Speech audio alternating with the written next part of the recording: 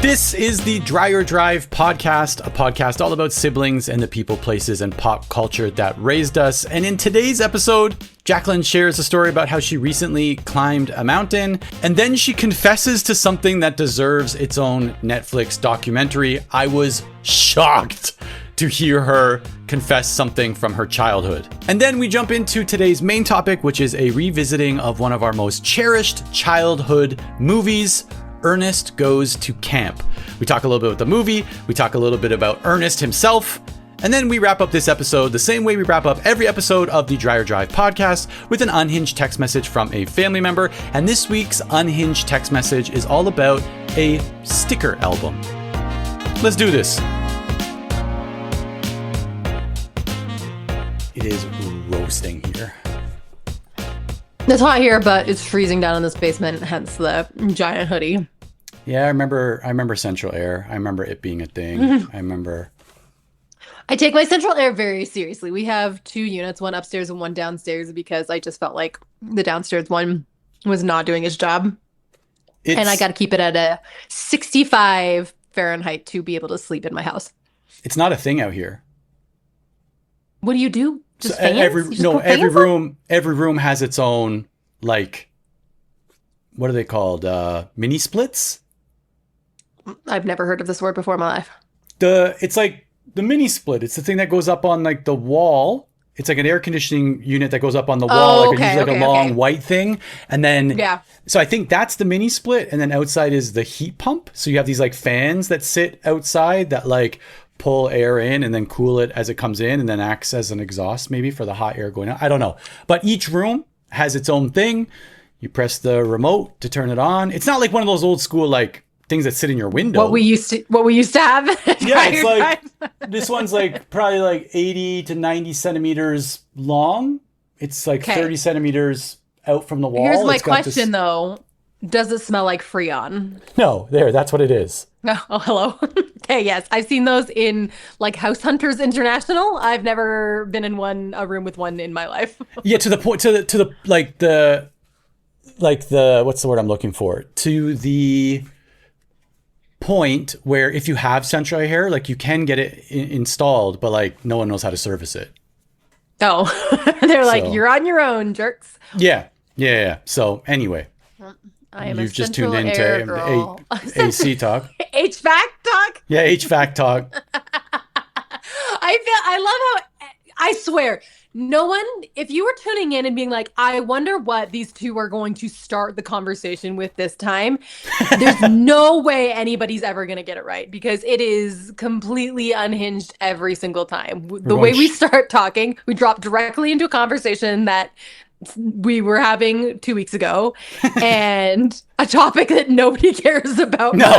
No, I mean, to be frank, I don't care about it, but there's always this like, there's this very like Porter thing where you just want to prove you know something. Do you know what I mean? Yeah. Like you got to come to the table. Lifelong learn a love of knowing everything. You just got to come to the table with something. And it's one of these traits that Noah has picked up with full force. Noah's such a Porter, though. Like she's just a turbo Porter. Yeah, I know that. Like you've never heard that information ever in your life. That information came out today. She watches the news and she's like, I knew that. It's like, it's the forecast. It is the future. No one knows it. Like, you don't know that. You don't know that. Like, I look forward to her long life of looking up actors on IMDb just to make sure she's the one who can tell everybody what movie they're from when they see another movie. But I think all of us take joy in coming to the table with like a fact or like a little something. I love a fact. Just to please the crowd, just in case. Like to the point where sometimes I'll go to a conversation prepared. I'll know. Absolutely. I'll know the facts that I'm going to try. And this podcast is the perfect example. I'm just trying to steer it into my stories and very limited knowledge. Like, let's be, it's like, I'm sure some actors are like this. They learn the lines for that scene and you're like, oh, that was such an incredible delivery. Could you do that again? And they're like, I literally have no idea what the line is. It's gone from my brain. Yeah, I just learned it for the performance. That's it. That was it. Yeah. It's my life. This is the performance. The performance is your little show that you put on every 2 weeks. And to anybody who listens to it, like just the disappointment that you're like, this is it? Like, this is it. This is what you guys have. This is what you prepped for the last couple of weeks. Like, I'm going to go in with a absolute banger of an episode talking about our HVAC air conditioning. Yeah. Let me tell you about mini splits and heat pumps. Amazing. I do have so much to talk about this week, so we really need to actually get into it. So speaking of preparing in advance and performances. Speaking of preparing in advance, speaking of like coming in ready, so I literally climbed a mountain on Friday. You also live on a mountain, so to me that means you might have walked up your front stairs. I walked up the 4 stairs to my house, climbed a mountain, folks. Ryan, I climbed what's known as an ultra mountain. So look it up. Look it up right now on Wikipedia. I'm going to. What's it called? What's the name of the mountain? The mountain is Mount Nebo. Look it up in Utah. How do you spell it? Because I don't want to be offensive. You have to look up Mount Nebo, Utah. It is what's known as an ultra mountain. It is the highest peak in Utah. And I climbed it. And it was the hardest thing I've ever done in my life. I would much rather have my 3 children over again than ever climb this mountain again. Yeah, you're learning about Mount Nebo. You're looking up the facts. 12,000 feet. Yeah, I did it. That was me. Okay. Okay, so here's the thing about Mount Nebo. And classic me thinking I know everything. So, first of all, this mountain climb was a very last minute kind of like, we should do this. This would be so fun. Yeah, let's do it. So I have a friend who is moving soon out of the country, and she has this bucket list that she's trying to complete before she moves. Okay. And she was like, oh, one of the things on my bucket list is I really want to climb Mount Nebo. And I'm like, okay, bet. I'll do it with you. Literally, I'm in my head, I'm a pretty good hiker. Like I hike, I live on a mountain. I'm out in nature a lot with my dog. And I'm like, yeah, I hike, I'm a hiker. And we got 2 other girls that wanted to go with us. So the 4 of us showed up. We had to leave the house at like 4:30 in the morning because you have to start really early. It's an 8-hour hike. And in my head, I'm like, okay, yeah, 8 hours. You just walk for 8 hours. Like I can do that. That's no big deal. But we were warned ahead of time, and I'm looking up all these. I got the trail downloaded onto my phone. I feel like I'm really prepared for this. And we were warned ahead of time by someone who had already climbed it. Just so you know, there's a false summit. You will think you're at the top of the mountain. It is not the top of the mountain. It's the mountain that you have to summit to get to Mount Nebo. What a nice metaphor for life in general. Life is a false summit. You're like, I am here. Window breaks, air conditioning starts leaking, Freon. I don't know why I'm talking about air conditioners again, but yeah. Okay, so I'm like, got it, great. And of course, I'm the kind of person who's like, I'm going to be the leader. I'm the leader of this group. So I'm going to go ahead with my map. So we start walking. It's beautiful, like meadows. We're walking through these meadows. And I also was like, wouldn't it be fun to make a little music video while we're doing this hike? Because it'd be fun. And then I'll stitch it all together. It'll be so cute. And I'll post it to social media or whatever. So I'm having these girls like frolic through these fields. We should have conserved that energy that we were using. I was like, literally, I was like, jump over this log. No, like go back and do it again, but do it like with more finesse this time. We are just having a ball. And we get to this big grassy, looks like a mountain to me, like a mountain. And I'm like, hey, I'm looking at my trail and I'm a trail map. And I'm like, I think this is the false summit because there's a trail that goes up to the top of that hill, that mountain. And I was like, but we're not going to summit this because we obviously want to go summit Mount Nebo. That's what we're here to do. So I was like, actually, you know what? This is what I said. We'll catch it on the way back. On the way back, we'll hit the false summit. We'll climb it to the top of it. Everybody agrees. Yep. That's what we're going to do. So the false summit, just to clarify this, the false summit is something that looks like the summit because it's the highest peak that you could see at that point in time. That you can see with your eyeballs. But you're not going to summit that because you're going to continue on a path to the actual summit. Yes, exactly. So we had seen the mountain we all agreed was the false summit. And then we hit another little meadow, and it was so beautiful. So beautiful. Like you're looking out over, this entire valley. It's gorgeous. And we see 2 other hikers coming along. And I say to the hikers, like, hey, would you take a picture of us, like right before we summit Mount Nebo? And he says, yeah, but you're not at the false summit yet. You haven't false summited yet. And he points to the mountain that we thought was Mount Nebo. He says, that's the false summit. And I said, where's Mount Nebo? He says, behind false summit. It's behind, you can't see it. There's another mountain behind that mountain. And to be like, I need you to understand the mountain in front of the mountain looks like Mount Nebo because it is so extremely tall. Like, we assume that's what it is. Okay. And these two hikers, they were actually a brother and sister. And I was like, oh, I wish I could do this with my siblings. That sounds so fun, because the sister's making fun of the brother. The brother's like, hey, just so you know, you might get altitude sickness while you're up there. I get it every time.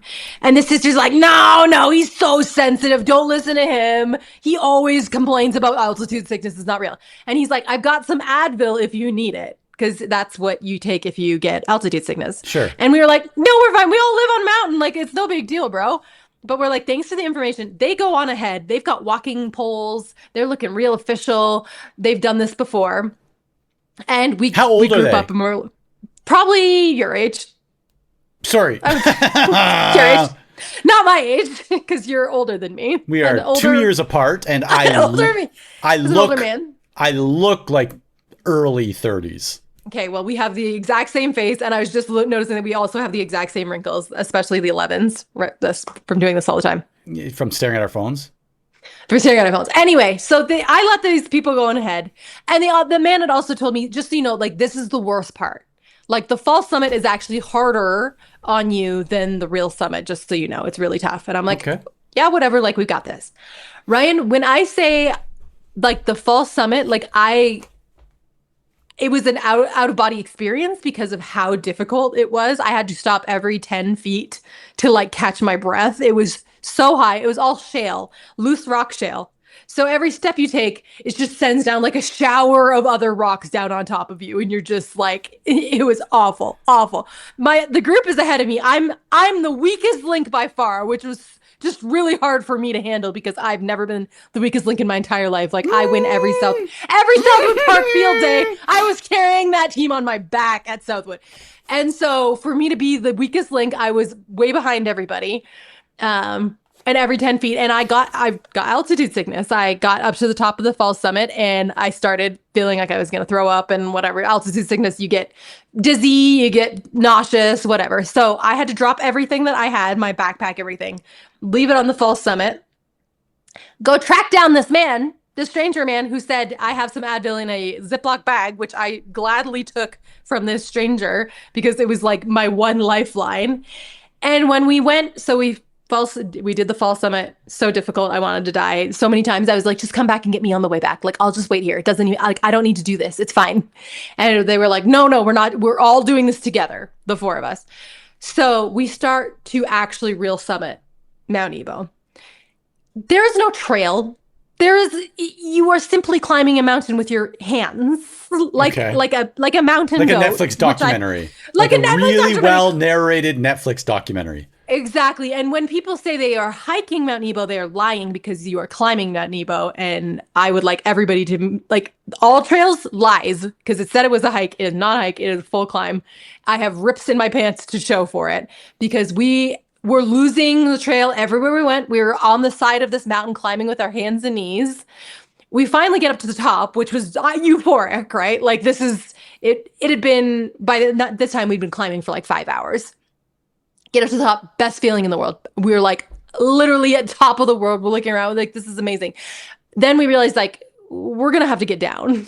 Did anybody cry? Did anybody cry? No, I don't think anybody cried. Like, happy cry or upset cry? Sad. I mean, happy cry when you get to the top. Like this, we're on top of the world. We did it. All for one, and we're like the four of us. Yeah, we're so proud of ourselves. Also, I brought my dog with me. The dog also very, very proud of my dog for doing this too, because it's very difficult. And we sat up there for like almost an hour because we were just so scared about like what to do after that. No one has taught us how to descend a mountain. We've not practiced this. This is very technical, and it was so scary. You should see my back. I fell so many times, and it bruised just along my spine. So where you can see a spine through skin, that's just a line of bruises all the way down my back. Like, I'm only bruised because I slipped 600 times. So whatever, we descend the mountain, get back down to the meadow that we thought was the original fall summit, right?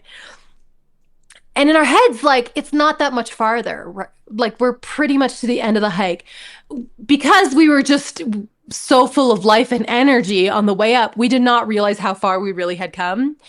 And by the time we were on, I would say our last 2 miles, no one said a word. Like, you've never seen an angrier set of 4 people just like trudging through the forest, trying to get through everything. The logs that we were like leaping over like gazelles, we are now just rolling our dead bodies over the side. Did you call like, Justin to come pick you up? Justin, I can't do it. If I could have gotten a helicopter in there, I totally would have. It was miserable. I feel like I need to amputate both of my pinky toes after that. Because, you know, when you're walking downhill, you're just shoving your feet down into the front of your shoes over and over again, right? And I think the time that I almost cried was when I saw my car in the parking lot. Like that's probably when I got the most emotional. I was like, it's over. It's over. We're done. I'm never doing this again, ever. I have no desire in my heart to ever climb another mountain. Like, that was a one and done thing. Like, Ryan, I had deluded myself into thinking that because I like sometimes do a little hike in my backyard, that like I could probably do Kilimanjaro. And now I know. Now I understand, like, A, I can't, and B, this is not for me. This is not the path that I'm taking in my life. The figuratively and literally, the amount of discount I'm applying to your story right now, and just being like, Ryan, I could do it. It's real. Like, I could do it backwards for knee rehabilitation. I would do it backwards with 2 kettlebells, because there's no way. But then there's no way. Listen, I even tried to like confirmation bias or try to like skew the conversation in my favor by Googling it while you were talking. And I can't find anyone saying that it's easy. I was like, how easy? I didn't search like how difficult. I'm like, how easy is it to climb this mountain? And it's like, it's genuinely considered a strenuous, challenging, and sometimes intimidating hike. It's very intimidating. It's not a hike, it's a climb. It requires peak stamina. Especially the final, what does it say? Due to its steepness and final half-mile exposed scramble over loose shale. So all credit to you. You read the subreddit and just made all this up. This is word for word what you said. I can only assume that you have not climbed a mountain, and this is entirely fabricated from a Reddit post. You know, I do love to lie. I do love to tell a lie. It's documented multiple times in this podcast. We're like, I'm a really good liar. Let me tell you about the time this would be really good lie if I was lying, but I actually scaled a mountain. I'll show you my spine to prove it. No, thank you. My entire back. Hard pass. I'm so bruised. This reminds me of a story. Of course it does. So when I moved back to Canada from my first time living in Japan, I was kind of like, I think it's referred to as a NEET, not in education, employment, or training. I was trying to find my place in life. And mom had started this business for like career coaching or whatever, helping young people figure out their next steps in life. And she had somehow convinced Auntie Gayle that she should be the business partner in all of this, and that they would just take over the business world, the 2 sisters. And luckily, they had a place for me. They didn't. I was like, can I have a job? Get money, please? And so they brought me on board, and like, you know, I helped very little, right? Because there's nothing, like, I didn't do very much. What do you do? Taught some workshops or whatever. But that eventually led to like me going and traveling around and speaking, all that fun stuff. But there was this time where we're like, you know what? Next week, let's take a day off work and let's go canoeing as a company. Right? Let's just go. Company retreat. There's company retreat. Some trust exercises. Yeah, we're gonna go into this camping retreat. And so it was mom. It's so hard not to call her Gigi. There was mom and Auntie Gayle in one canoe, and me and my ex-girlfriend in this other canoe, and we were going to go down this river in Paris, Ontario, I believe. If you give me a second, I could, like, Grand Bend, maybe, I think it's called. Okay. Anyways, so we go up there. We get in the canoes, and it's fine, right? Like, they're like some like mini rapids or whatever. And sometimes we jump out and you're floating in the water and getting back in the canoes or whatever. And I'm probably like a 10 out of 10 in terms of how much fun I'm having. It's a 10 out of 10. Okay, I thought you were going to say in like athletics. Well, I'm also really good at canoeing, J-stroke. And so we're having fun. The day's going pretty well. But Mom started probably at like an 8. Annie Gale probably started at a 3. Like she just wasn't. That sounds like Annie Gale. Annie Gale wasn't Not her like thing. Annie Gale was just there along for the ride as she usually is. She's just convinced. Yeah. She's sold. Annie Gale's always sold on things that I don't believe she's really like are fully in her comfort zone. And so we are on the river and beautiful, glorious sunny day until it wasn't. And we're like canoeing and like we look up and you can see the wall of black skies. Like it's not even just like it's like just, one of those summer storms you get. I don't know if you get them in Utah. We don't even really get them here. Just one of those like Ontario summer storms. The sky turns that like tinge of green. And it happens all of a sudden. Yeah. Yeah. And you just see this wall and we're like, we need to get moving like now. And we're still somewhat far away from the pickup point. And so like we're going and you can see it moving on the river. Like, it's going to hit you. You can see like the water getting kicked up, literally like maybe 100 meters away from you. And I'm picturing like the parting of the Red Sea, like in it's like the this, Ten I swear to you. Commandments. Until the point where it like slams into us, the wind slams into us, and all of us get tipped out of the canoe. So like we get tipped out, Annie Gale and Mom, and I don't think Annie Gale had signed up for like an in the water day. Like I don't. So they get tipped and they're getting blown down the river. They can't get their canoe. And it's like, grab the canoe. I'm like, guys, grab the canoe. It's right there. We're going to lose the canoe. And they're just like bobbing up for the air and going back down. Like it's literally a scene from a movie. It is a natural disaster. And they're trying to grab it. And then like, I'm like trudging through. I'm like diving, grabbing their canoe, like pulling back. I'm like, guys, get in the canoe and don't fall out. They can't get back in the canoe. They can't figure it out because it's like half filled with water and like they can't put the oar on. They're now a little bit tired because they've been trying to like fight the current or whatever. They finally get back in the canoe for 30 seconds before it tips over again and they're like getting ripped down river and like lightning. It's lightning and like we're like on the lookout for tornadoes and it's like, I don't know, an hour of that where it's just brutal, like absolutely brutal. Over and over and over again. To the point where I just think we ended up like finishing not in the canoes. We're like, just hold on to the canoes and like let's float. And then there's a point where we get to this, like maybe this pickup point.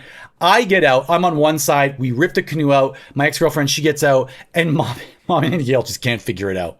Like they just can't figure out the canoe. They're out of the canoe, stuff floating down the river, like our cooler and stuff. And we're trying to grab it, like, just forget about it. Save yourselves and forget about the thermos, right? Like we're just like, and so we finally get them, like everyone gets out and it's adrenaline and plus like the physical exhaustion of doing this thing. And we're like 2.5 hours away from home. Annie Gale drove.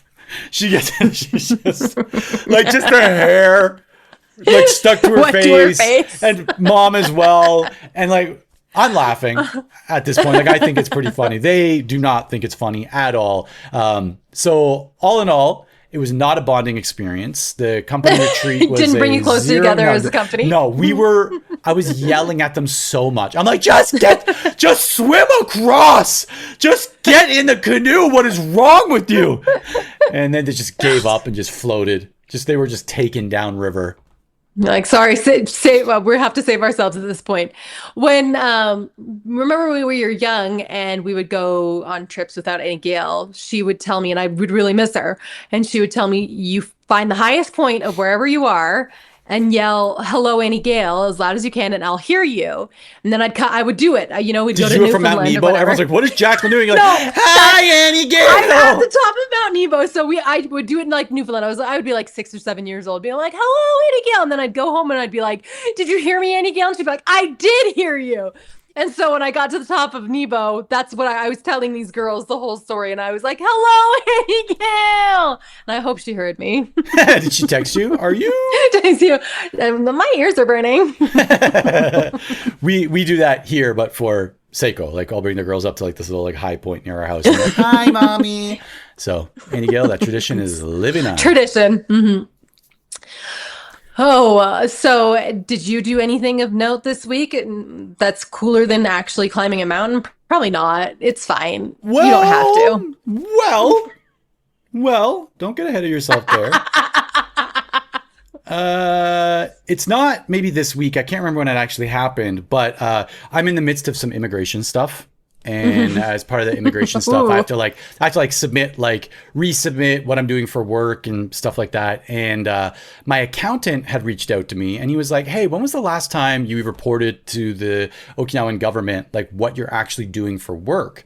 And I was like since I first got here. And he was like, I think based on your work profile, you've been miscategorized. And I said, as neat. You're neat. Yeah, I'm not not in education, employment, or training.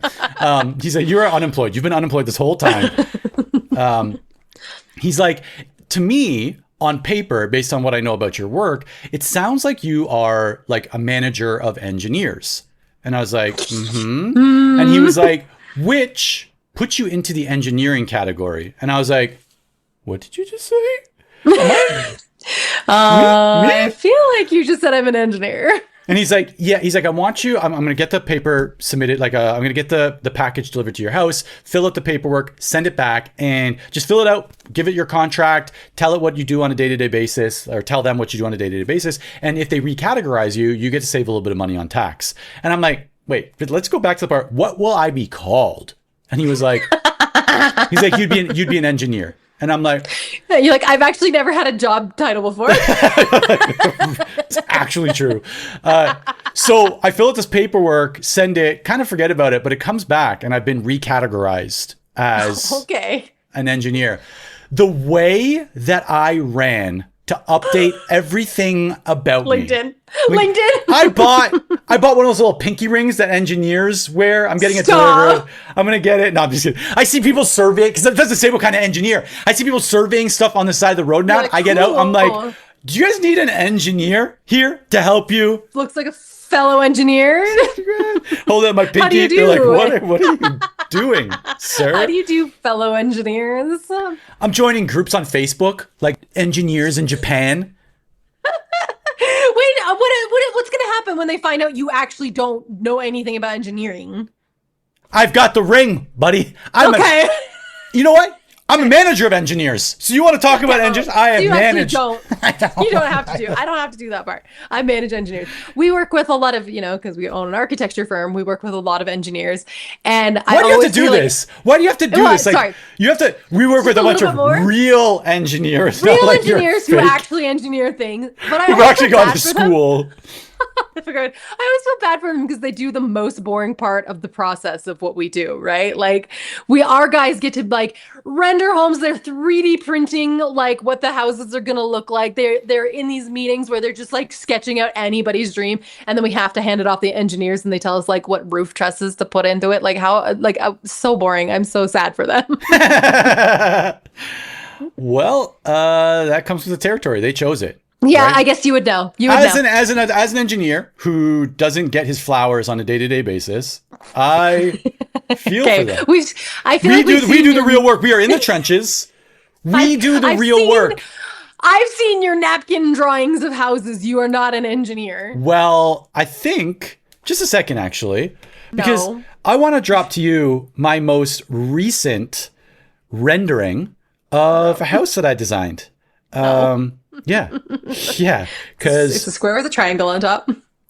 We're looking at a new piece of property. First of all, I want to send you the sketch. I'm going to send this to you in 2 payloads here. First, the sketch. Oh my gosh. When you see the sketch and realize how much I have nailed the architecture of this, when you see this, what comes to mind? What theme? What style?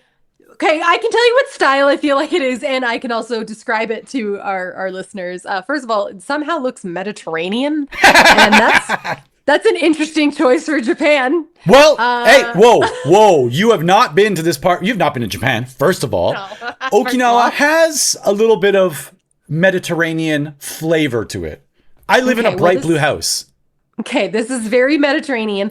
It has an arched doorway inside. I fear that you've sketched out cars, but to me they just look like tanning beds. They are jail cots. I've actually prison. They're the cots from the treehouse that we had. From mom's daycare business. From mom's daycare. And so it actually just kind of looks like if our dear listeners could imagine a square wedding cake where there is one tier at the bottom that is large and then a medium tier on top. And that's exactly what you have sketched out for us here. Also, there's something to the right of the picture, and I don't know, is it meant to be a garden, or what have you created here? Well, let me share with you the actual Did you give this to AI? I swear. Yes, you did. It nailed it. Okay, first of all, shocking that you have a Volvo, a Benz, and a Beamer in your garage. That's what AI took from those jail cops that you drew, and it put a Volvo, a Beamer, and a Benz in your garage. I'm so sure. The way that engineers make that kind of bread. The way that AI is glazing you, Ryan, this is not real. This is not real life. It is so real life, okay? Because my gosh, AI knows me, all right? AI is like, if there's one thing I know about Ryan, he probably drives a Volvo SUV, a BMW, and a Mercedes. And he also lives in a house that looks like this because I've seen his design skills. I know what he's designing. I know he's an engineer. So I know he's making this kind of bread. I can't wait to show this to Justin, my husband, who is an actual architect. Can you please so I get hired? Tell him to get in line. When I see this AI rendering, I understand that like his job is secure. That's how I feel. When I see what you have created and what AI has done with it, I'm like, we'll be fine. We're gonna weather this AI storm just fine. Does he have any like triple threats like me out there? That's like designer and engineer. I can use public speaker. So we've been looking for a public speaker to add to the team. You know, this would be really handy to have. Well, tell him to check out my LinkedIn profile. I need you to post this before and after on the Substack because I feel like actually, you know what I'm going to do? I'm going to use this when I post the episode to my Instagram. I'm using these as the before and after. The validation that I felt, I can't even put into words. Like when I was sketching in Noah's notebook with Noah's school pencil, and I was like, guys, don't talk to me. I'm designing a house. And you're like, and I know AI is going to really hold my hand through this because I told it what I ate this morning and it knows everything about me. Well, tell me it didn't do a fantastic job. That it didn't. It didn't. It didn't do a fantastic job. It got the vision. It got it. It got the vision. 3 cars, the little archway, Why would you need 3 cars? You a family engineer. Say it with me. Engineer. Drive. One of you drives. The best part is our actual car is a Nissan Note. That is too small. That like when we got the 2 car seats in the back, no one else can sit back there, right? But we did get we did get the Nismo version with Recaro racing seats just to make it feel Fast and Furious. Got it. Yeah, just to give Seiko more things to complain about. She's like, why can't I adjust this with a lever? I have to turn this dial on the side. I'm like, because they are genuine racing seats. It's a Nismo. What do you expect? What do you expect? Okay, well, happy for you. Can't wait for this iteration of House to be immediately forgotten when you draw something else. I got another flash of creativity. At least I know, but like I don't try when it comes to that kind of thing. I don't sketch, I don't draw, I don't do anything because I physically cannot do it. If you ask me to draw a man, it will be a stick man. If it's a woman, it will be a stick man with a triangle for a skirt. I cannot do it. And I'm surrounded by people who have immense artistic talent, not you. But also, just loading it up. Not you. But like my husband, my daughter, Jonathan. And it's like, so I don't even try. It's one of those things like, well, obviously I'm not going to try to do this because it's an embarrassment. I'm going to be an embarrassment. The only thing I ever sketch is like a heart when I'm talking to someone on the phone that I don't want to be talking to. I'll just draw a heart over and over again. That's what I can draw. The amount of sketching that I do, like it brings me right back to my real roots. Your graffiti roots? Graffiti roots and like cartooning. Like I thought there was love to draw a cartoon. And to this day, like those googly eyes and some big front teeth.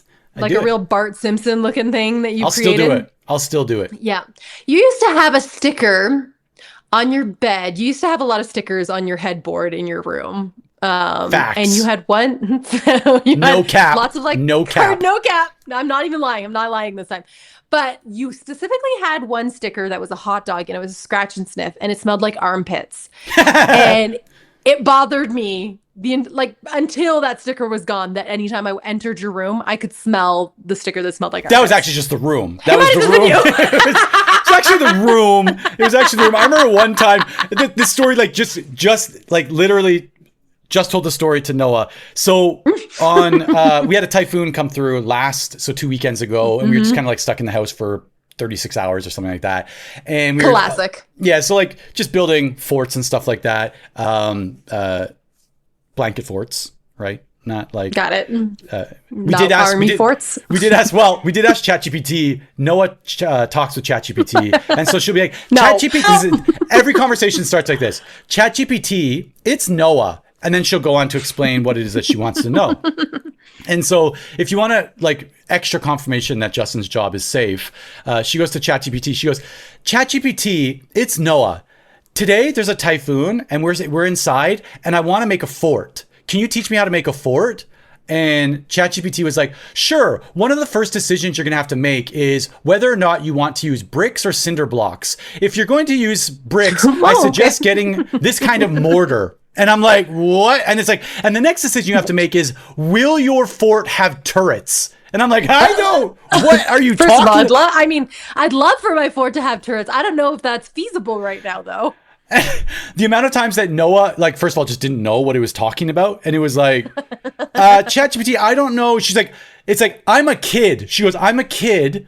And I don't know how to make a fort. And it's like, well, you're going to need your dad to help you carry the bricks. And it's like, that's not the problem with being a kid in this equation. And so finally I stepped in and I was like, hey, chat, it's my 7-year-old daughter. We're making a blanket fort. And it's like, you need some blankets and some pillows. But anyways, so we're doing this. What you really need is the cushions from that brown, black, and brown couch that we had in the basement for years. Or the bright orange one? The bright orange one, they were perfectly like rigid cushions that you could stand up and like make into a house if you wanted to. Because so much stuff had been spilled on them that like you couldn't, they were brittle. You could actually break them in the middle like a Kit Kat.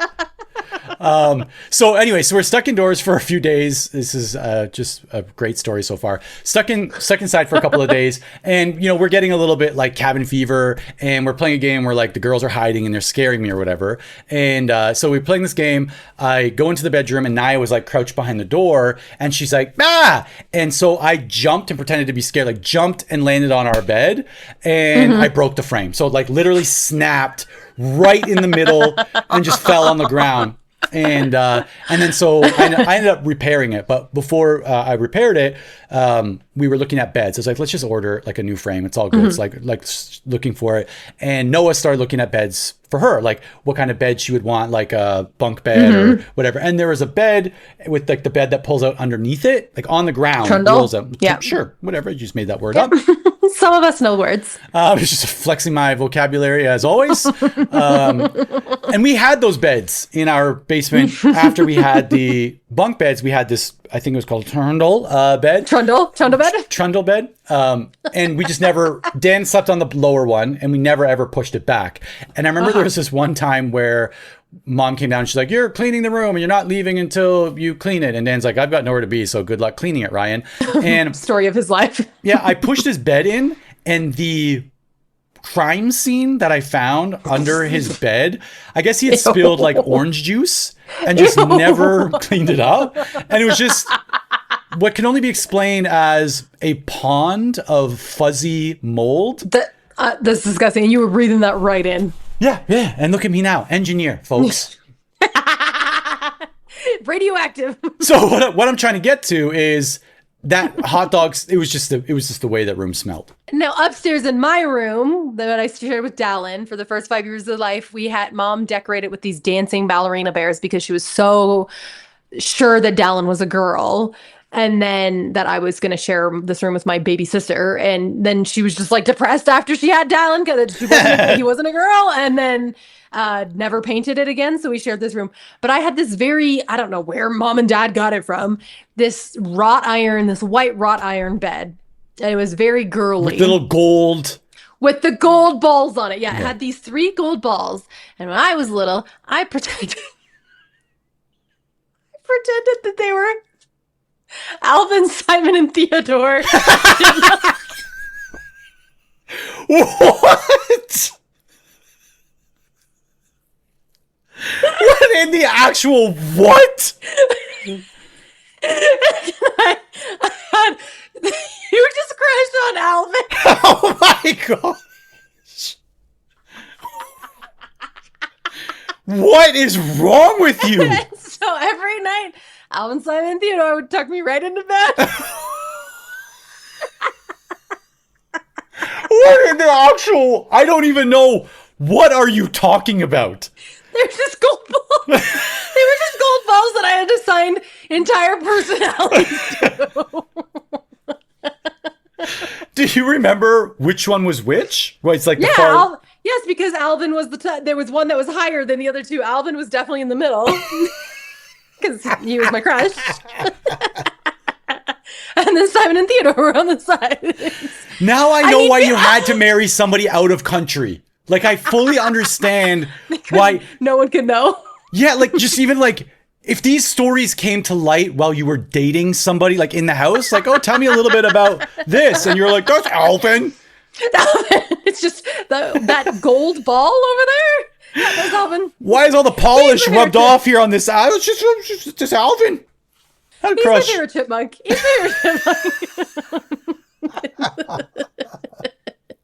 I am sweating for you. This is insane. So, I was a lonely child. And a lonely child with a big imagination. That might be the most unhinged thing that has ever been. And that's saying, think about what that's saying. I don't know. That you assigned personalities to bedposts. I just wanted a friend. Not even the not even the full post, just the ornament that sat atop of those posts. I'm gonna find a picture of what this bed looked like so people can understand that they are simply just gold balls. They're simply gold balls. Nothing. If you can imagine a gold sphere, that's sitting on top of a white post. And I was then. You don't need ChatGPT to interpret. That's literally all it was. That's why I don't need ChatGPT. I've got it. I've got it handled. I know what I don't need it to render things on top of other things like you do. I have the ChatGPT up here in the old noggin. Oh yeah. Doing things like assigning personalities to inanimate objects. Like bedposts. Not, again, the ornaments on top of the bedposts. Yeah, not just them. Oh, and I was so sad when mom and dad got rid of that bed. Tell me you saved Alvin! Tell me you saved Alvin! What are you talking about? What are you actually talking about? That's one of those things I don't think I've ever said that out loud before. Shockingly. Well, thank you for letting me being here. I don't even know what I'm talking about. Thank you for allowing me to be here for it. I have a headache. I have like a throat ache and a headache from laughing so hard. Yeah, and also, the shingles, they just never leave your body. Cool. Do you want to do a question of the week before we get into our actual topic? Yes, please. Let's get away from this as quickly as possible. Okay, I would like to point out that I probably bring up more embarrassing stuff about myself than you do on this podcast. Like, we've read my journal. We've now talked about how I had a crush on my bedpost. There's nothing more that you can, like, I need you to bring some more embarrassing things to the table. Like what? I'm not an embarrassment like you are. I'm an engineer. Engineers aren't embarrassing. They're very serious people. Very serious, precise, calculated. Yeah, that's what I always say. Like, my brother Ryan is a very calculated, precise man. Okay, our question of the week actually comes from my son Andrew. I was watching our movie today that we're talking about, and he came in and he was like, "Are you watching this for fun, or are you watching it for the podcast?" And I was like, "A little bit of both." Column A, column and B. He asked me, "What's your question of the week?" And I was like, "I don't know, I haven't thought of one." And he said, "I have one for you." And his question was, because he wanted me to do a future podcast about the Dodge brothers. Andrew's really into cars. And I guess the Dodge brothers created the brand Dodge. And he was like, imagine going into business with your sibling, like how difficult that would be. And he was like, that's a good question. Who out of our siblings would you A, go into business with, and B, what would the business be? How about I go through each sibling and say what business I would start with each one? Because amazing. Yeah, because we feasibly could start a business with any one of our siblings. Yeah. So let me go oldest to youngest here. So okay. Dan, a debt collection business. Just a mafia. Can we start a mafia? Dan got a job when he was in just out of high school, I think, as a security guard. And of sorts. As part of his training, Dan is definitely from the selective hearing group, where he really picks up on the things that he wants to hear out of a conversation. During his training, I believe he was told some variation, some version of, if a person has committed a crime and you have witnessed them, you know that they have stolen something and they attempt to leave the premises, you are authorized to physically restrain them.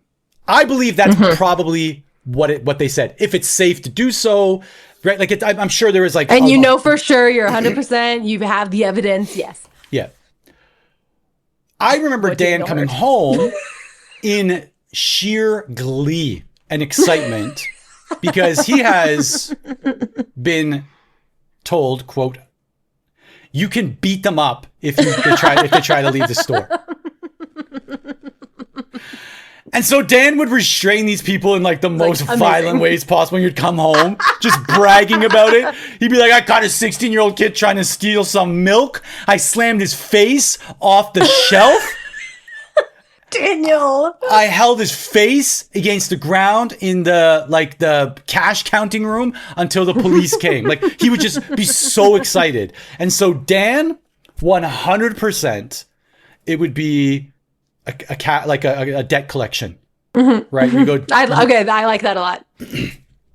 Or like a repo business, where pull up with a tow truck. Someone comes on there. That's my car, and Dan's like, I can physically do this, and he slams them in the face with something. That would be my business with Dan. Sorry, Dan. I know I'm really like leaning heavy on your like 18-year-old personality, but.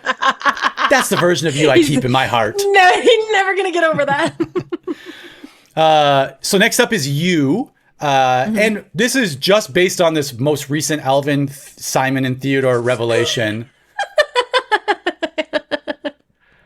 I would have you as like, not the main person in like the Pixar animation studio coming up with a storyline. It would be the person that adds that little bit of like, oh, but the bedpost should talk. And you're like... She's got it. She's done it again. She's done it again. That's what I'd be like. You stare at it and you'd be like, we need something with a little bit more. Let's And I just sprinkle a little personality on top of inanimate objects. Like, what is she talking about? And you're like, I'm gonna make sure. But it's a banger, and they know. They're like, oh, the bedpost should be people. Yes, of course.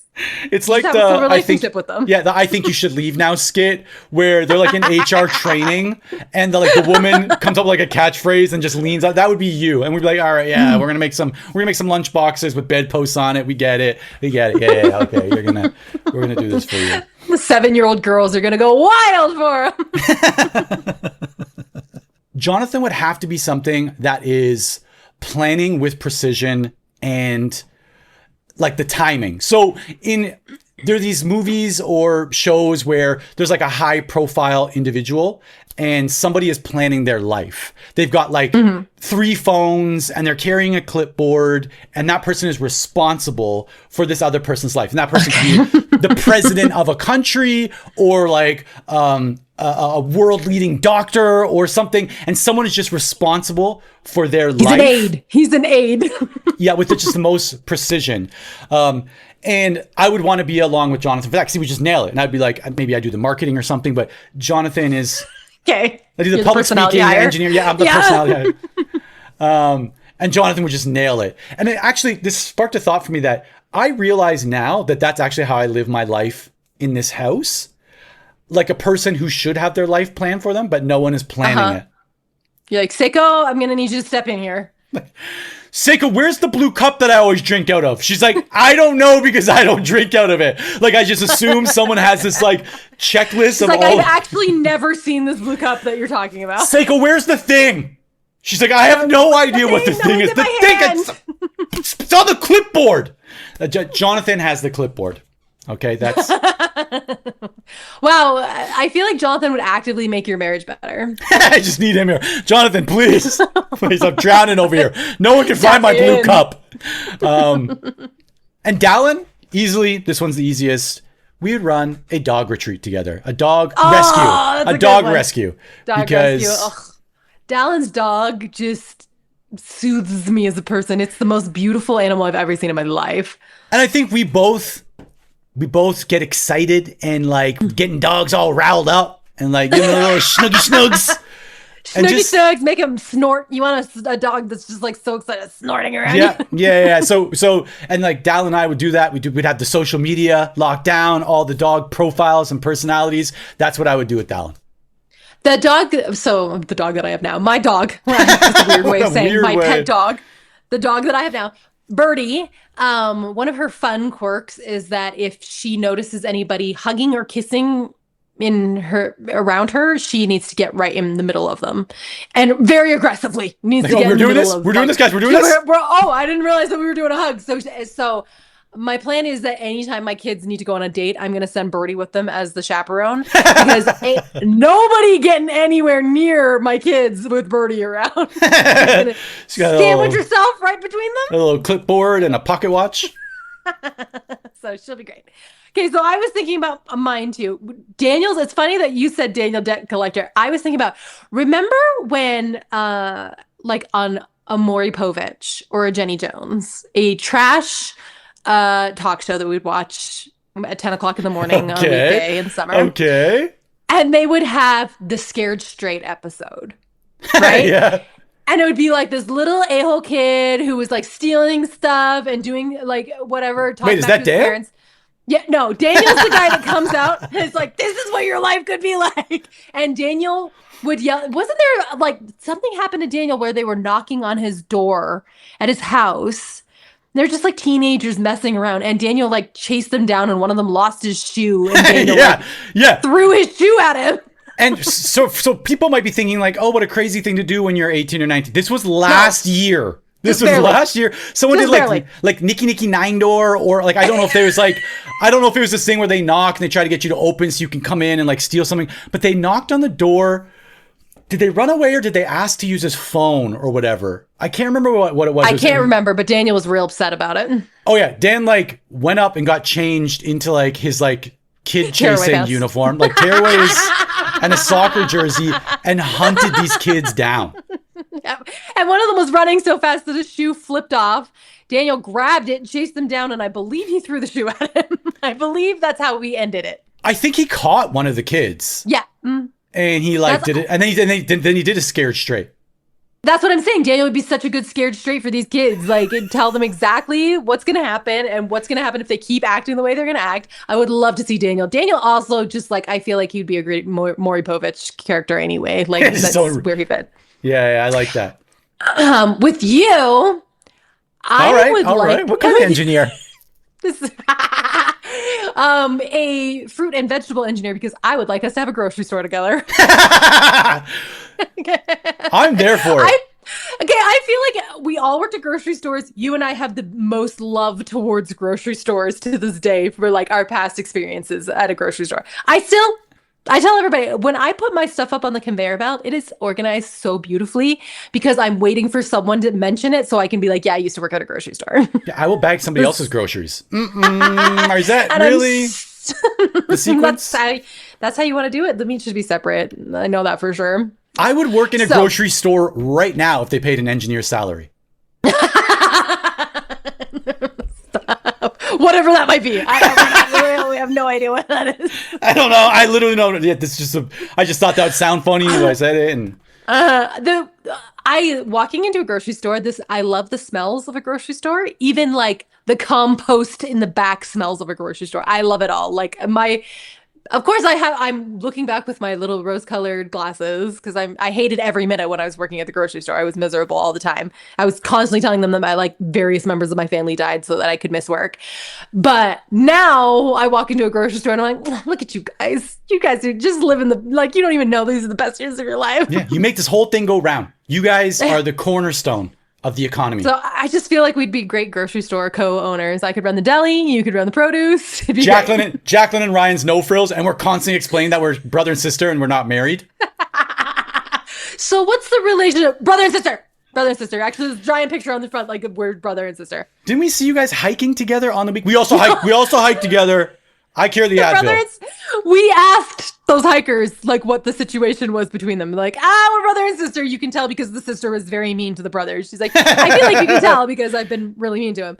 Anyway, with Jonathan, this is gonna shock you, Jonathan. We would be opening a swing dance lesson. Dance lesson school. The list of things that I imagine Jonathan doing now at this age and with his sphere of interest, I would love to get his take on this. Oh, he would love this. The thing about Jonathan and swing dance. Let me tell you what Jonathan would love. Jonathan would love to swing dance nowadays. No, the problem was, so Jonathan was always big for his age, right? And so he was always like the perfect size for a dance partner for me, who was 3 years older than him.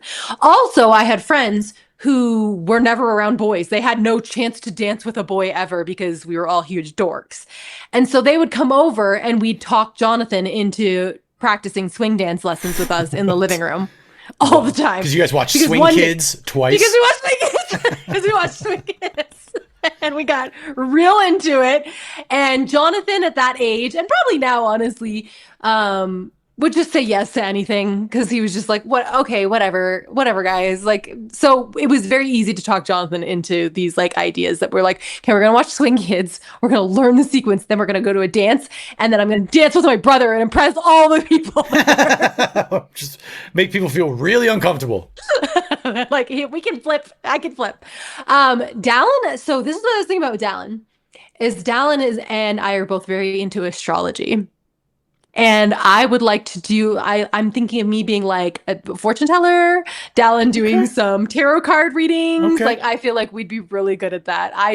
And being very confident about things that I know nothing about. And Dallin and I are both very good at that. So person walks the room like, you need to divorce your husband. Have you ever seen the videos it's mom? You're like, what? What are you? What?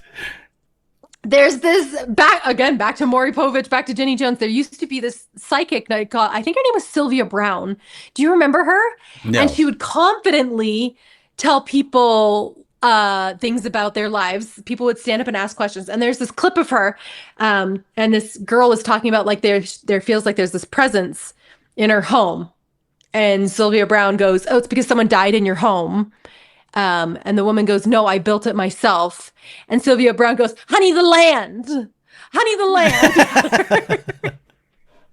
And it's one of those videos that I always have to stop and watch when I'm scrolling because I love how confident Sylvia Brown is with her wrong takes as a psychic. And I feel like Dallin and I would be so good at this. Just like spinning into another wrong answer. Honey, you divorced your husband, he's dead. Like, honey, the land. And it doesn't even make sense for what it is. So what I'm hearing is I think we all need to go into business together. I'm here for it. Definitely, I want to do it. I'm sure it'd be really great for all of our relationships. Yeah. I think that is what actually brings families closer together. Or extremely stable relationships. Money. Yes. And you would know that as an engineer. No If there's one thing I know about. Okay, are we ready to talk about our topic? Yeah, an hour in, I think now is the perfect time. I think this is the right time. As aforementioned in our last episode, we watched one of our favorite summer classics, Ernest Goes to Camp. And in doing so, I not only created a monster because my 10-year-old son now wants to watch only Ernest movies, but I did do a deep dive on some of the Ernest lore, and it's very interesting. Before we get into like this, like the sequence or the findings, because I've got just an obscene amount of notes, by the way. Like obscene. I feel like you're gonna have to take me through the sequence. I have so many notes. I will take you through the history. Yeah. So the first question that I have for you, we've talked about, like, we've done other movies. We've done Flight of the Navigator. We've done Willow. We've done a bunch of movies. Anyway, we kind of like start off with, does it stand the test of time? Yeah. Does it hold up? Does it hold up in 2026? So in your opinion, does Ernest Goes to Camp hold up? And if so, why? And if not, why? Okay, so here's the best way that I can explain it. You know, I turned it on. And actually my internet went out while I was watching it, so I had to stop watching it and then I had to go back to it. And so I was rewatching the parts that I had missed today while I was doing my notes, so I've got my computer up, I'm watching Ernest Goes to Camp in the background while I'm taking notes. And the moment that the Awfully Glad It's Raining, this song that Ernest begins singing at camp came on, like I dropped my pen on my paper and I leaned in and I watched the entire thing like glued to the screen. And for that reason alone, I have to say that it does stand the test of time. For that to pull my attention that quickly, because it was such a familiar moment to me that I was like, I remember all of this. I remember sitting in the basement at Dreyer Drive, watching this specific scene over and over and over again. It is one of those songs from a movie from our childhood, at least for me, that like I can sing at any time because it's so burned in my brain. And it was so I'm glad it's raining. Like the way that it's been, and it was so emotional. Like for a funny movie, it's an original song for the movie, right? Like I think most of the music from that movie is actually original for that movie. And while we're on the topic, we'll circle back to different things, but that song, first of all, he did it in one take, and my heart. When he finished, the workers, like the rest of the cast and I guess the crew, they were crying. Like it was like fair enough, genuinely moving to everybody on set for and one, he just did it one take. And you have to like wonder why, because this song is, I mean, this movie does not merit this song. It's the conversion point. Again, maybe this comes up, but it's the conversion point to like, now everybody is on Ernest's side. Now we're all bought into Ernest. Like, So anyway, I'll let you continue with. Yeah, let's start at the beginning. So just quick background, Jim Varney, by the time he does Ernest, he had started, so Jim Varney was actually a Shakespearean trained actor, classically trained actor. Crazy, yeah. He put in the work, which as someone who did community theater as a child, as someone who was also Shakespeare, who was also in Peter Pan because Jonathan got a big part and I got a small part because I had to go to practice with him. But he had done he had created this character, Ernest, that he used for commercials specifically. And Jim Varney said by the time he had finished doing commercials, that he had done at least 2,000 commercials in 200 markets as Ernest, because these small companies would hire him. He was very cheap. These small companies would be like a dairy company. It would be an HVAC company. And he would do these small commercial spots for him, and that was his bread and butter. So he's this classically trained actor, but Ernest is what gets him the most attention, and it gives him a steady job for a while. So one day he actually goes to the the Indy 500 as Ernest. Yeah.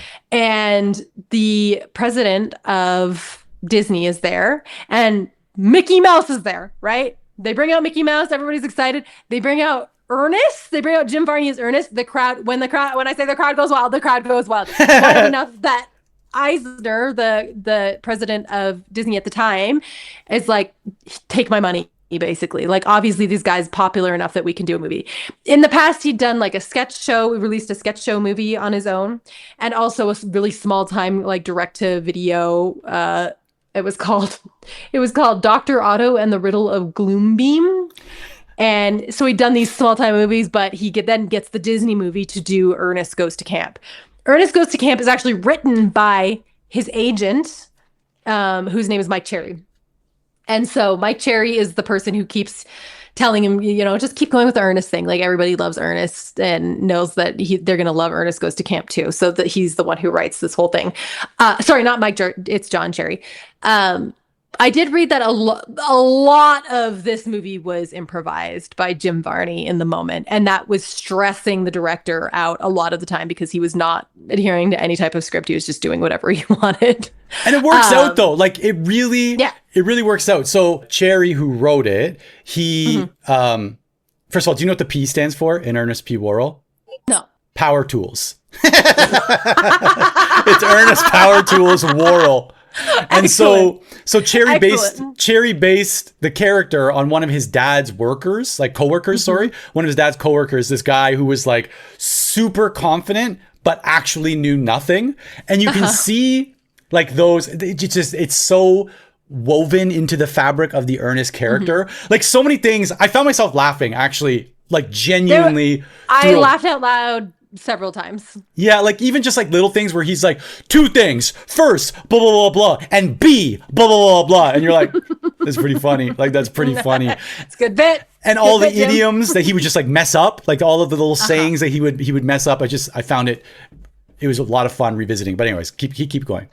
Yeah, so in his sketch comedy video that he had made, he introduced like an entire cast of characters, this family of characters, and it was like introducing you to his family, and he played every character. And that's also where we get Vern from. When he talks to the camera directly, the audience is meant to be Vern. But Vern was introduced as part of this sketch comedy thing where he played all these different characters. In my mind, Jim Varney is the precursor to Jim Carrey. Does that make sense? Like, he's doing these characters. He's manipulating his face. Yeah.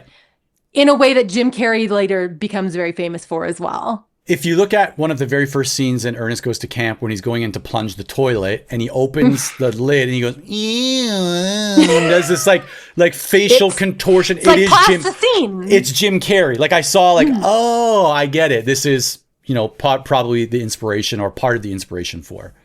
Yeah, and I guess we can kind of go into, I have more on like the making of the movie, but let's go into a little bit more of the summary of the movie. So we meet like this camp. What's the camp called?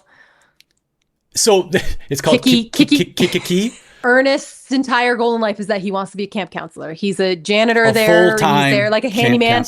He's there. So he's plunging toilets. He's fixing things. But all he wants to really be is this full-time camp counselor. That's his dream. And this camp has these group of children that come from the juvie, the nearby juvenile detention center. And they're a group called the Second Chancers. And they are so hard to deal with when they come to the camp that the person who owns the camp, he's like, it'd be great, Ernest, you can be the counselor for the Second Chancers. Because they broke the leg of the original counselor that was assigned to them. Okay.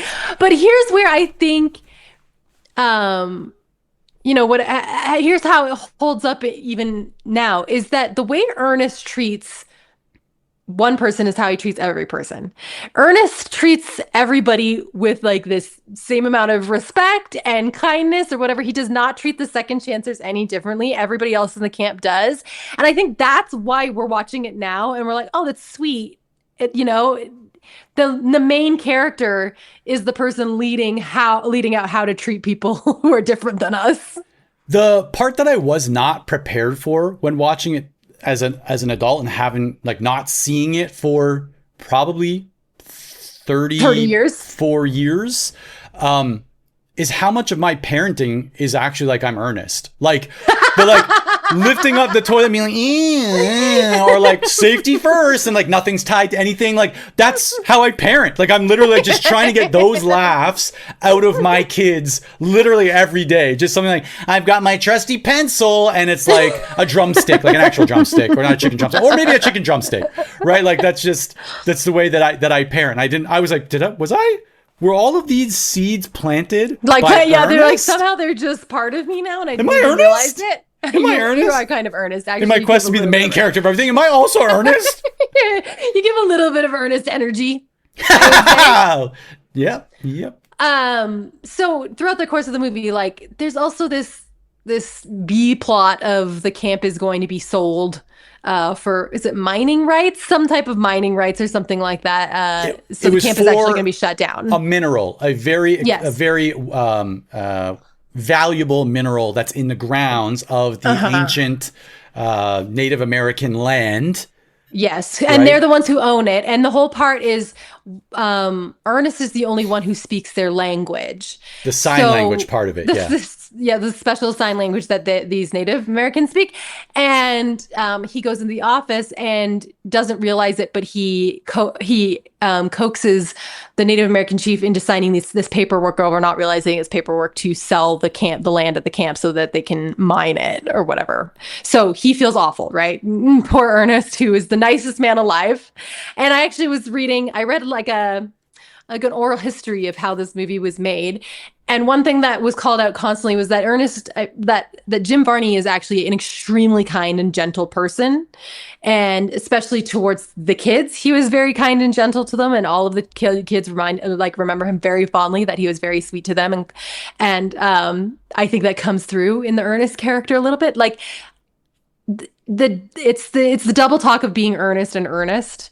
Ernest is the most earnest person you've ever seen. That's the whole character. And so it's almost like an Amelia Bedelia situation. Do you remember Amelia Bedelia? No, but I feel like it's been brought up on this podcast before, and I didn't know it then, and I don't remember it now.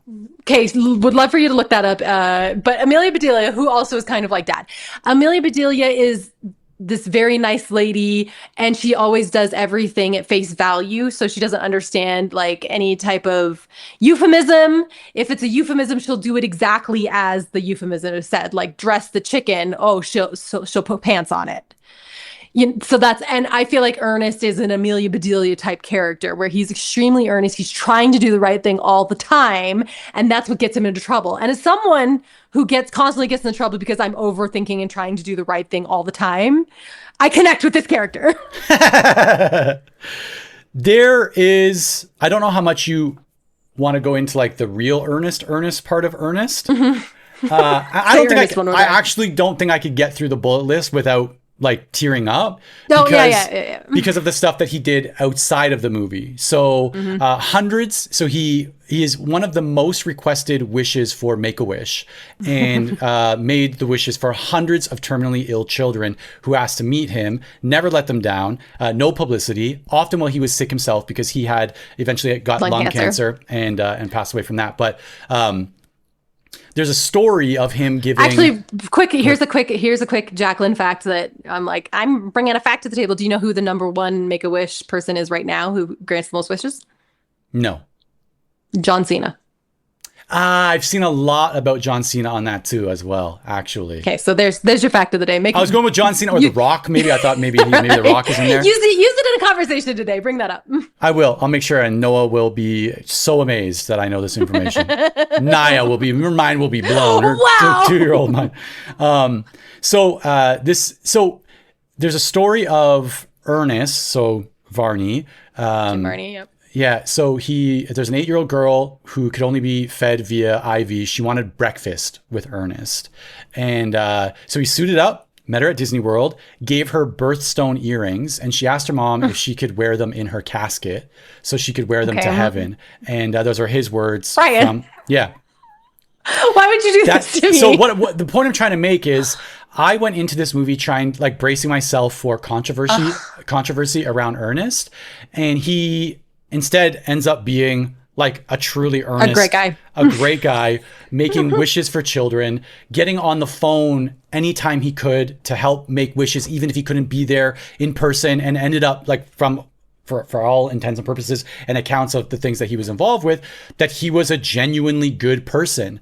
There is a documentary that has been in the works or proposed. It's called, is it The Importance of Being Earnest? The Importance of Being Earnest. There's a trailer for it, but it hasn't actually like been released.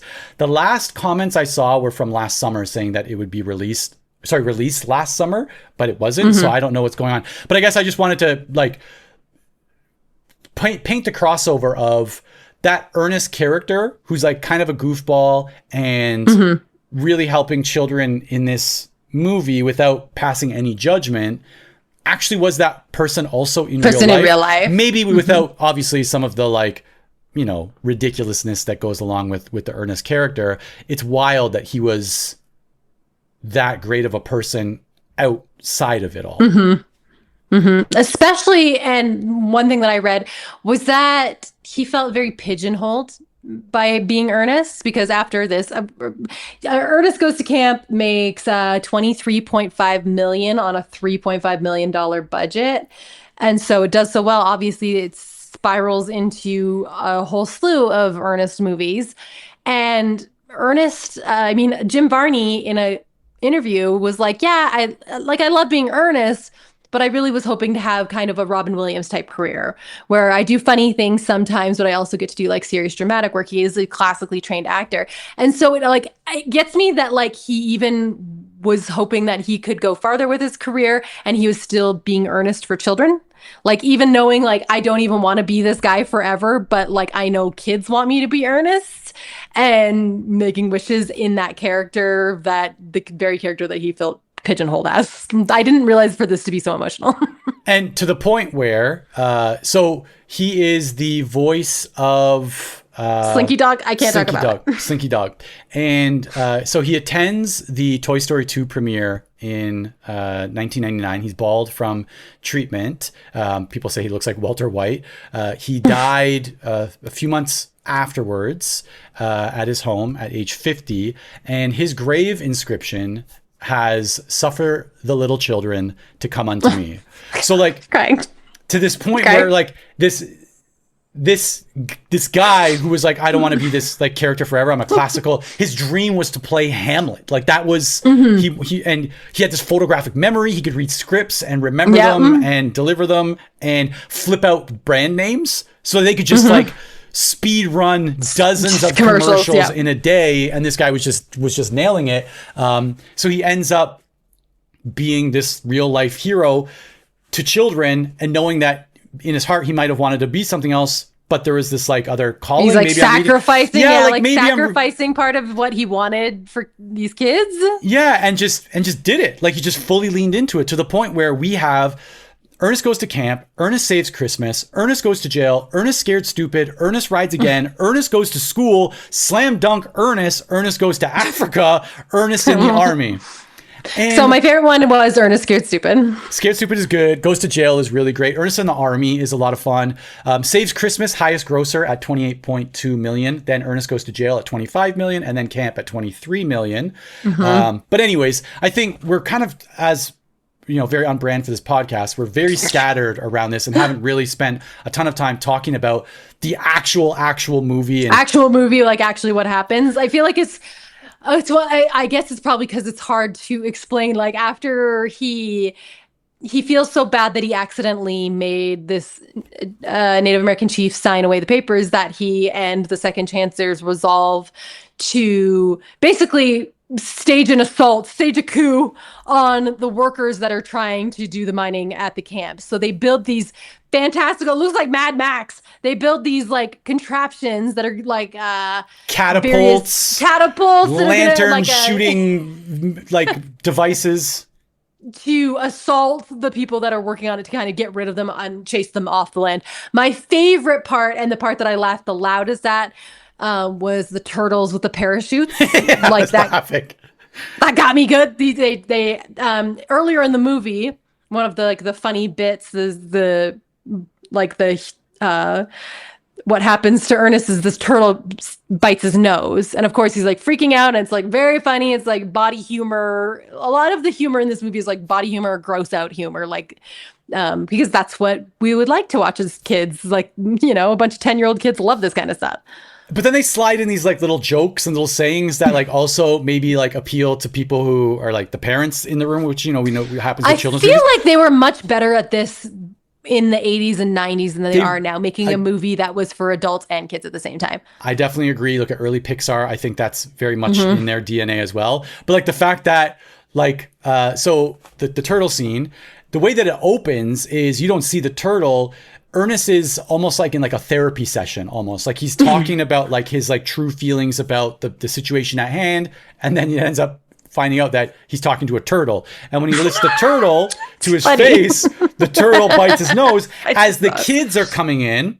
And they're like, quick, we got to pull it off. We got to pull off. And he's like, no, you have to sing it. The only way you can get it to release, you have to sing it to sleep.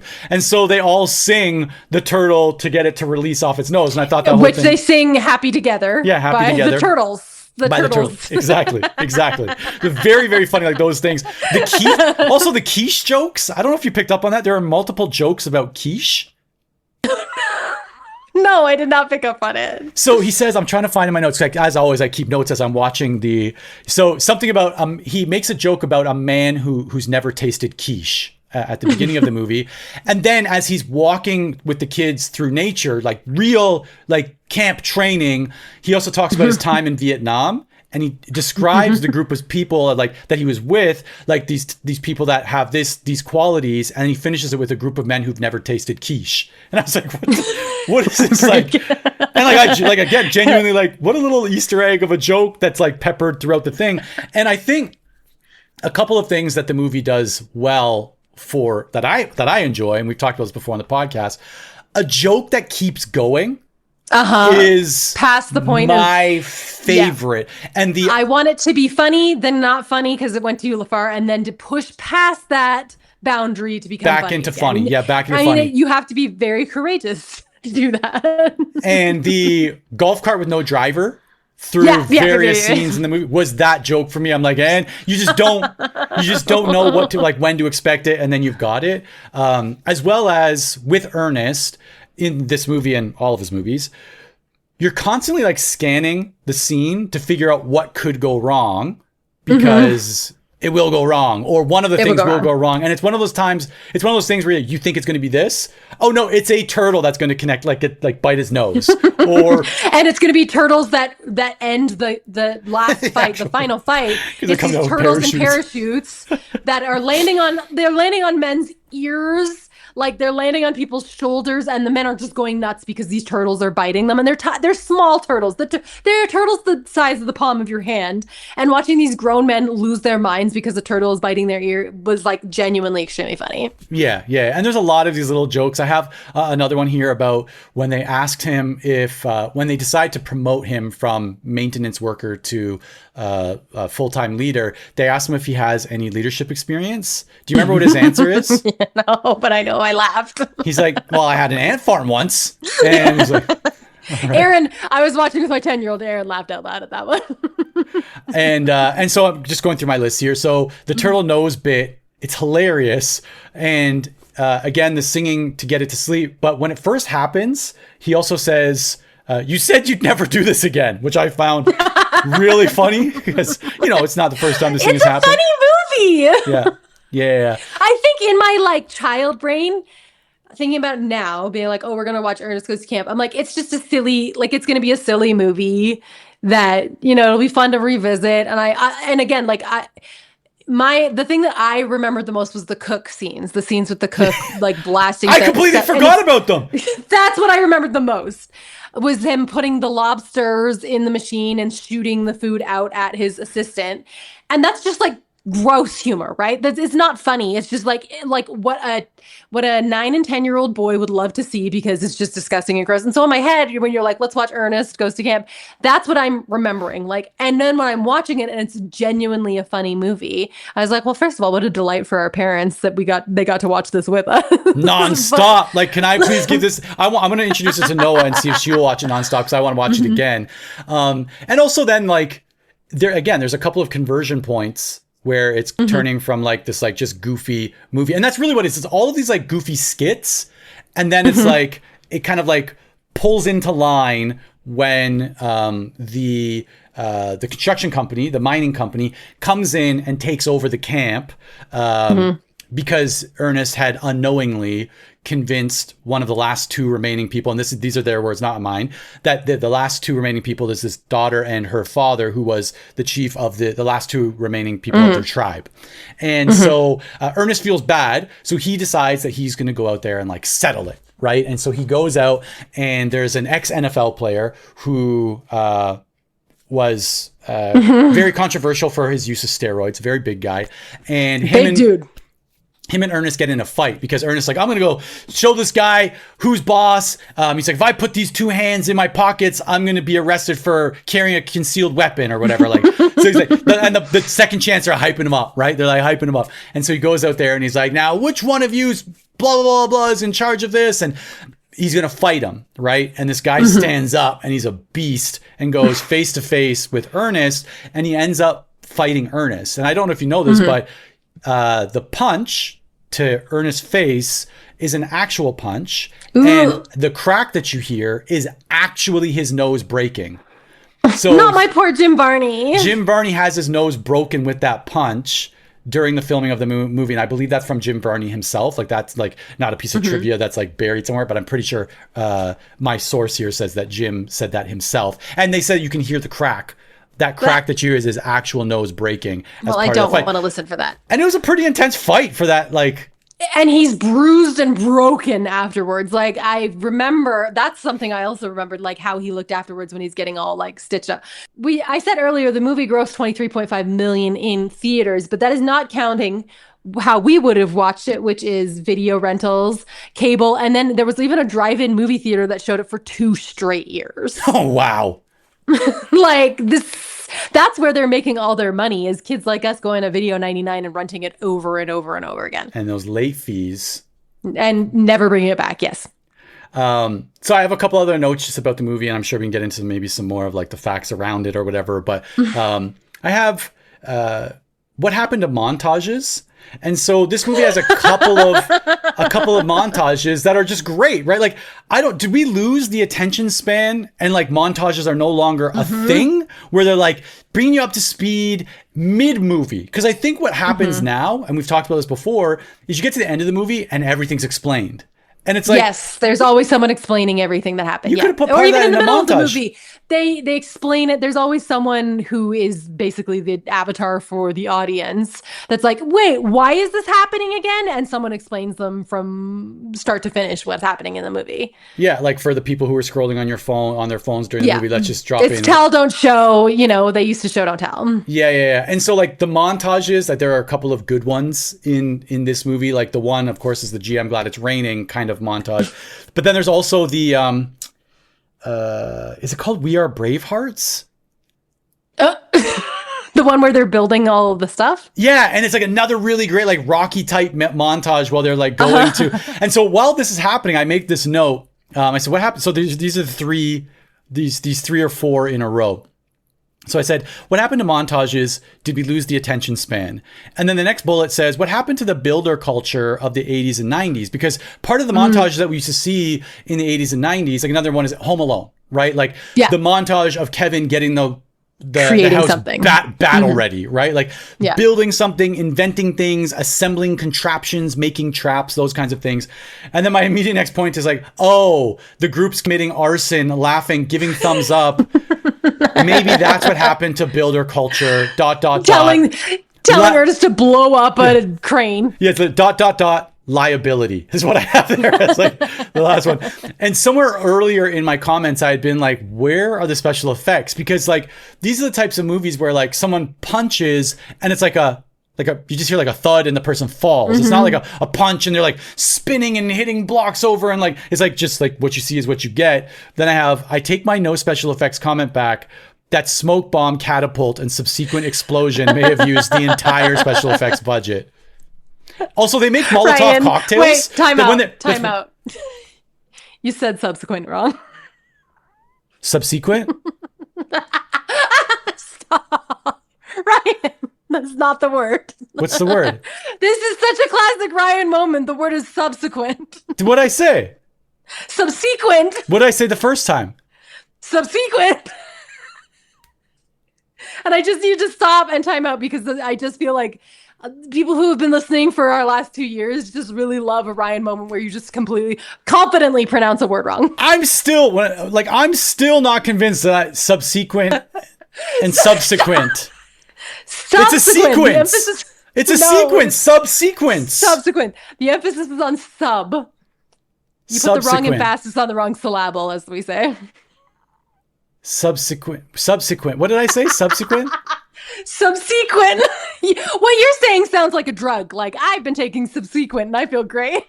I'm still not convinced. Oh, okay, well, right in. Okay, right in. So the smoke bomb catapult and the subsequent explosion may have used all the budget.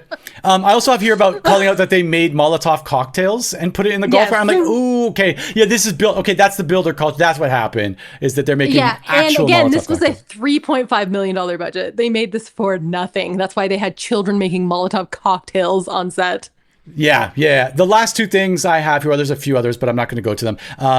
The final joke where he falls again off of the camp sign and he's on the ground and he's like, the rope's a little loose, like that joke at the end. I don't know how or why, but I realized at that point, that is Dad's sense of humor. My dad would be cracking up at that. Yeah, that's something Dad would say, right?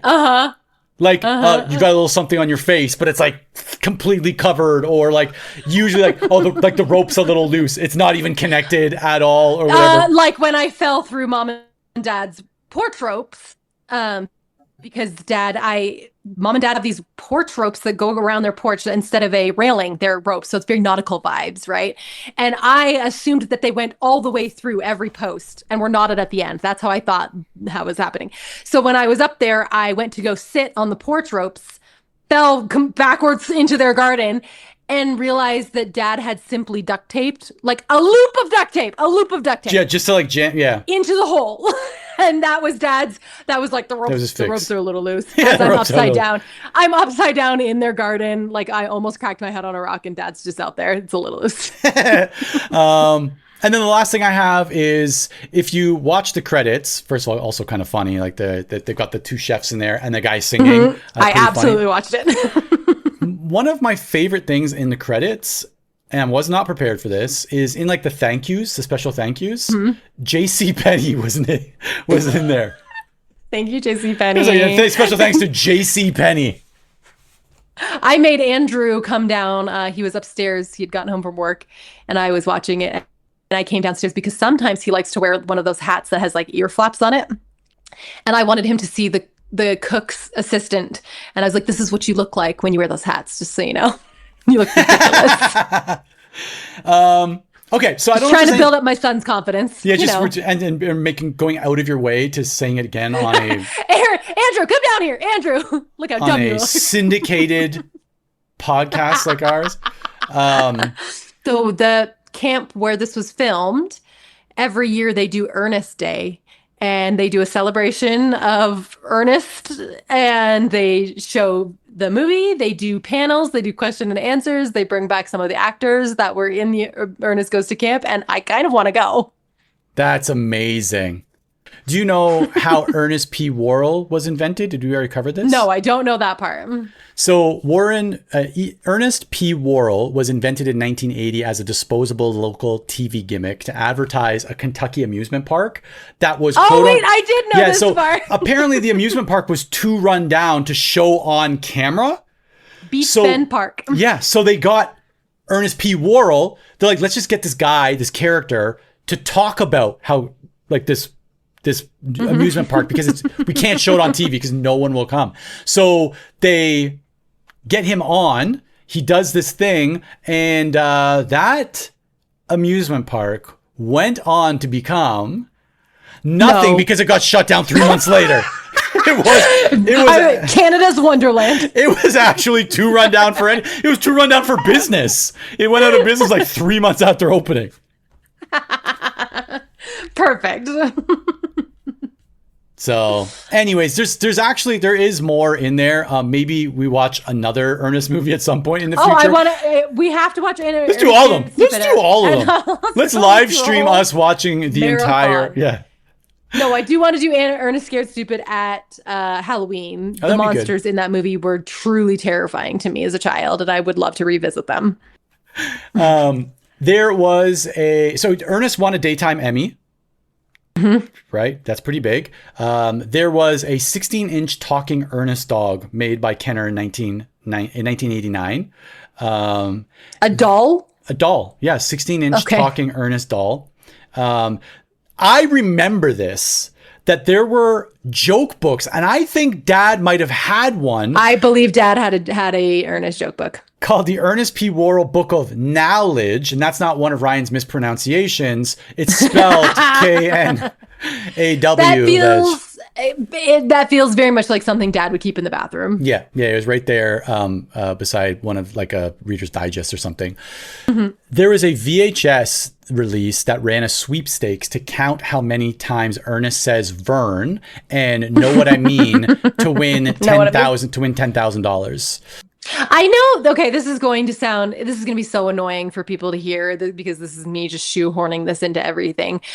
I know that like he's supposed to be from Kentucky, but Ernest does have a very Canadian sensibility around him. Very much like Red Green Show. Yes, appeal. Red Green, Camp Caribou, like that's all of that, and like I said, like a lot of the media we were consuming was about these camps that we weren't allowed to go to. So I all I wanted was Camp Caribou. All I wanted was Ernest Goes to Camp Kikiki.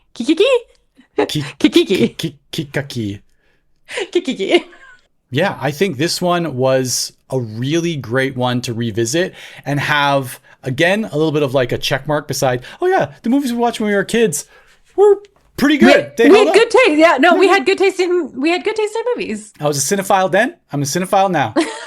Okay, cinephile. Engineer cinephile. Got a lot of titles all of a sudden. Yeah. No, I feel like we had good taste in movies. And you know why we had good taste in movies? Because there's 5 of us. And to get 5 people to agree on one movie to watch on a Friday night at 10 o'clock in 1988 was a feat in and of itself. It has to be a banger. Only the bangers. Every single one's got to be the best. It's got to be Ernest. It's got to be The Stand. It's got to be Willow. And they all check out. Yes. Absolutely. This was fun. Really, really fun one to revisit. I genuinely laughed. I wish I'd watched. Seal of approval. Yeah. Watch it again. Stand the test of time. Ding. And stamp. That was the stamp. Ding. My stamp goes ding. Okay. I wish I'd watched this with Noah, but now that I have like rewatched it and it passes the vibe check. Yeah. Sometimes. I'm gonna rewatch with it. These older movies, I have to watch them first before I let my kids see them because they weren't all super appropriate. All right. Well, this, like I said, great. I'm sure there's an unhinged text message of the week that you've got ready to go. I actually do. All right. Okay. So it was actually, and you're going to have to share this picture. You shared a picture of us and you said, I don't think I've shared this gem yet. Here's the cover of Noah's sticker album. Noah is very into stickers right now. Nothing delights me more as a sticker file myself. I can have, don't ever say that again. Sticker file. Sounds disgusting. I can have a title too. I can be an engineer in a sticker file. So she's really into stickers, and that like 1992 on the playground of Southwood Park, we were dealing heavy in stickers. Anyway, you said, I don't think I shared this gem yet. Here's the color of Noah's sticker album. The picture is just a lot of little bunnies. And the title of the sticker album is Let's Be Natural. Yes. I don't know what that means. And it says, my treasures increase with each encounter. Fair enough. And then each bunny is in a different position. And some of them are saying different things. Like one says delicious. That makes sense. But one is also just thinking in a thought bubble, tender feelings. We don't know what those tender feelings are. They're just tender feelings.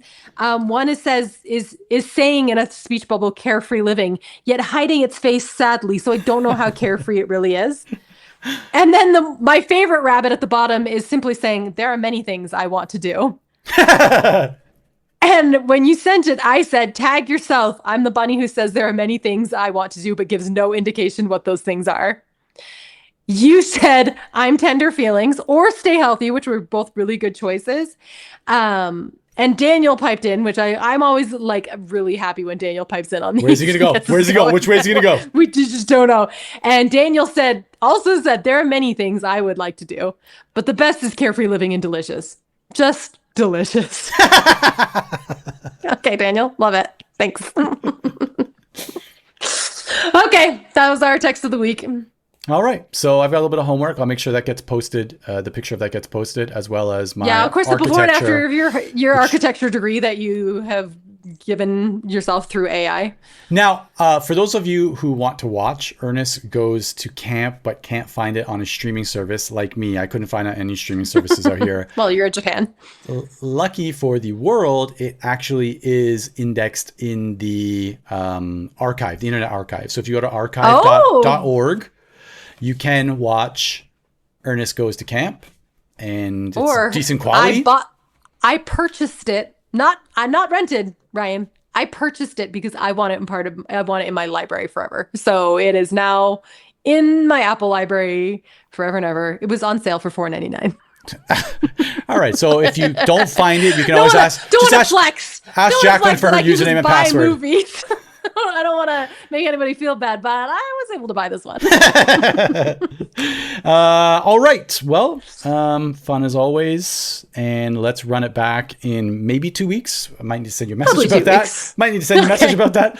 But maybe 2 weeks. You might. It's summer. It's summer. It's Ernest Goes to Camp season. We might. Loosey goosey. Yeah. Okay. Yeah. You might see us 2. You might see us in 3. But you'll see us at some point in the near future. All right. Well, happy camping. Happy camping. All right. Bye.